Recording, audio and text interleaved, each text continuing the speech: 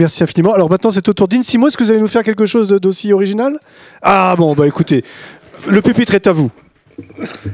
Ok, bonjour à tous. Okay.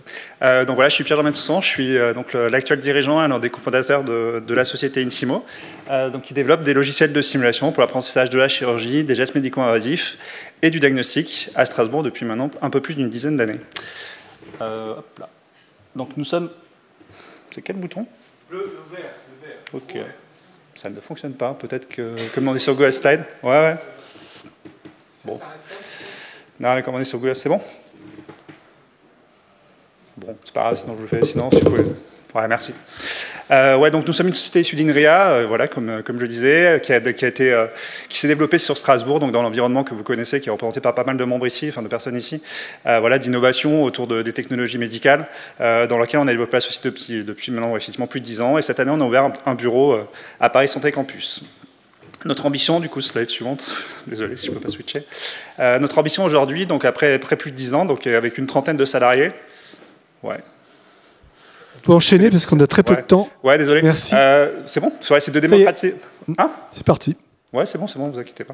Aujourd'hui, c'est de démocratiser l'accès à la simulation médicale haute fidélité pour rendre les soins de santé, bien sûr, plus sûrs, mais aussi plus accessibles, notamment dans les pays émergents. Donc notre offre aujourd'hui, slide suivante, couvre plusieurs spécialités médicales, donc notamment la chirurgie de la cataracte, pour laquelle nous développons un simulateur haute fidélité assez unique pour les besoins de formation d'un client américain qui agit dans les pays émergents. Nous développons aussi un simulateur de ponction et infiltration à réalité augmentée qui combine justement la réalité augmentée et le retour de force pour l'apprentissage de la ponction lombaire, des infiltrations articulaires, mais aussi de la ponction pleurale. Et un simulateur d'échographie 100% accessible en ligne qui permet de convertir n'importe quel ordinateur connecté en échographe virtuel qui permet de s'entraîner au diagnostic sur une multitude de cas cliniques simulés. Aujourd'hui, je vais vous parler plus spécifiquement du projet Robotis, qui est le dernier de nos produits, donc slide suivante, si vous voulez bien.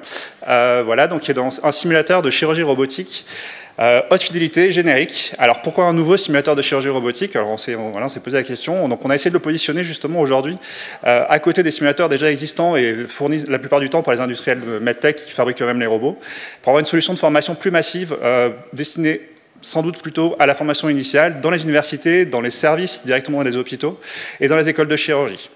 Le cœur donc ce simulateur-là, comme vous l'avez vu sur cette vidéo, donc il est effectivement générique, il a une console immersive qui reprend quand même les contrôles d'un robot chirurgical bien connu.